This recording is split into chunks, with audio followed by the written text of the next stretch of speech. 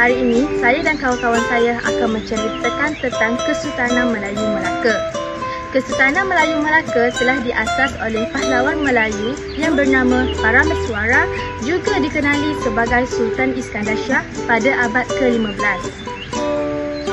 Kedudukannya yang strategik telah membolehkan mereka menguasai laluan maritim di antara barat dan timur. Melaka merupakan pusat perdagangan dan juga sering dikunjungi oleh pedagang-pedagang dari China, India, Eropah dan Arab. Okey, seterusnya kita lihat pula Melaka sebelum ketibaan Raja Iskandar Shah. Melaka sebelum ketibaan Raja Iskandar Shah merupakan sebuah perkampungan kecil yang telah wujud pada zaman-zaman dahulu. Kota Melaka dikuasai oleh orang laut yang hidup sebagai nelayan dan peniaga kecil. Mereka telah memanfaatkan kedudukan yang strategik sebagai tapak kegiatan ekonomi mereka. Kemudian, mengapa memilih Melaka? Hal ini dapat dibuktikan di mana peristiwa Raja Iskandar Shah telah melihat anjingnya telah ditewaskan oleh seekor pelanduk ketika baginda sedang berehat di bawah pohon Melaka. Oleh itu, baginda merasakan peristiwa tersebut adalah peristiwa yang ganjil. Baginda telah menamakan negeri tersebut sebagai Negeri Melaka sempena tempat baginda berehat. Baiklah, terdapat beberapa perbezaan pendapat tentang asal-usulnya nama Melaka. Yang pertama adalah pengikut Parameswara yang menetap di Bertam atau Melaka mempersembahkan buah Melaka kepada baginda, dan baginda turut mengatakan terdapat maksud tersirat buah Melaka tersebut, iaitu pelarian yang bersembunyi atau tempat perlindungan. Yang kedua, Yin Yang Shenglang mendakwa asalnya nama Melaka daripada Wushu, iaitu terdapat pulau di sekitarnya. Yang ketiga, menurut Sulalatus Salatin, asalnya nama Melaka adalah apabila baginda berehat di sebuah pohon dan melihat anjingnya ditumpaskan oleh seekor pelanduk. Pada peringkat awal, negeri Melaka masih tidak teratur. Namun begitu, Raja Iskandar Shah bersama para pembesarnya mempunyai pengalaman dalam memerintah dan membina sesebuah kerajaan. Oleh itu, mereka menggunakan pengalaman tersebut untuk membina kerajaan Melaka.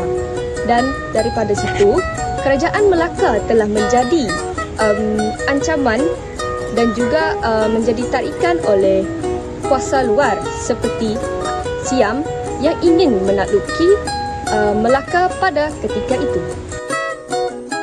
Baiklah, siapakah Parameswara? Parameswara merupakan raja yang pernah memerintah Palembang dan Singapura.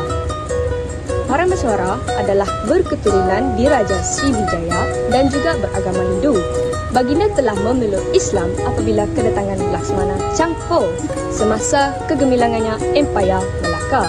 Baginda adalah raja yang pertama memeluk agama Islam. Baginda juga disegani dan dihormati oleh para pembesar dan rakyat jelatannya kerana baginda seorang pemerintah yang adil, saksama, bijaksana. Pengukuhan.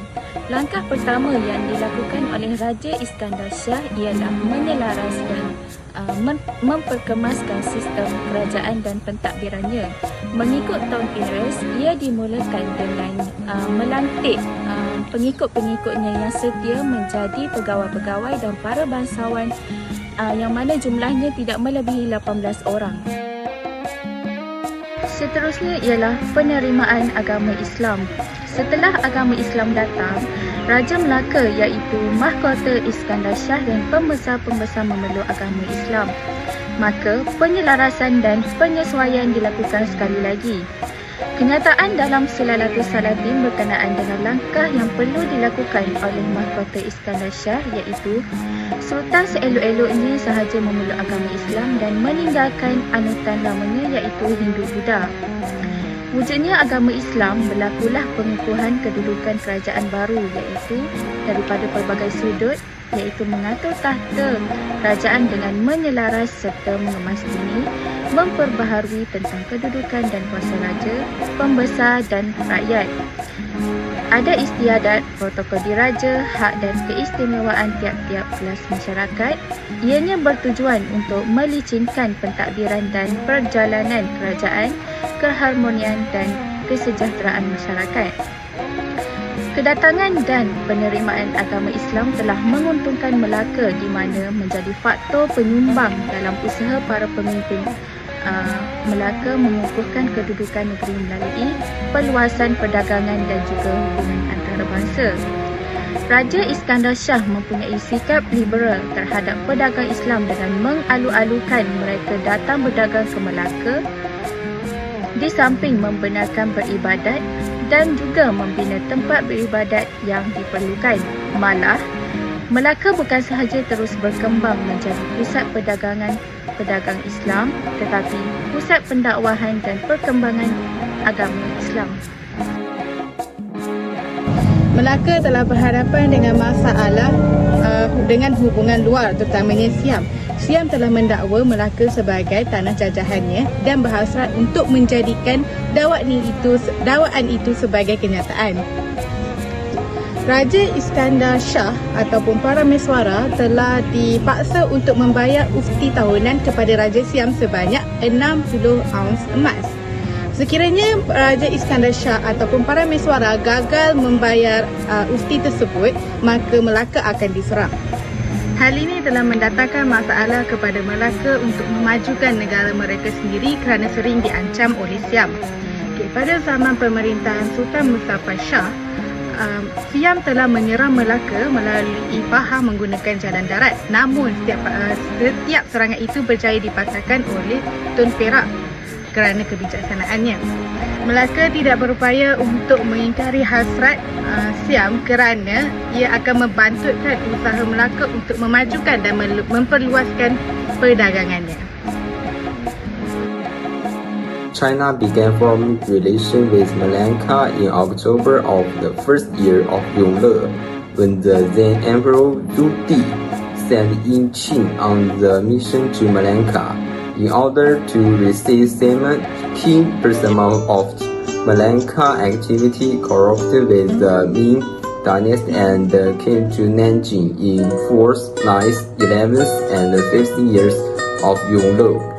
With his presence and mistress as turbo. By virtue of its economy relation with Ming, Malacca also quickly becomes stronger and free. It stems from the same culture. After Zhu Di's visit to West, South, fever people came to China to pay tribute, but the Sultan of Malacca continued to pay the tribute in person. Whether it was Zheng He, vicar of art, after the season of the Voyage, Chinese Sunnis and the president to South Asia, and Malacca was a very important supply station and the center of buying goods. The merchant ships of Southeast Asia countries and places regard Malacca as a core area for trade with Chinese goods, and at the same time, the production of China merchants by the rulers of Malacca was also important, which was, of course, a motor defense. 1445, the ninth year of years, Ming Emperor Yinzong reigns.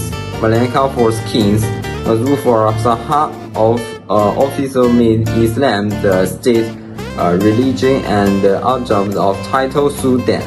Because of this, the political relation with the Ming Dynasty fade and the economy relation with the Ottoman Empire began to warm up. However, the economy relationship with the Ming didn't weaken, and Malacca remained as an important visual state of China.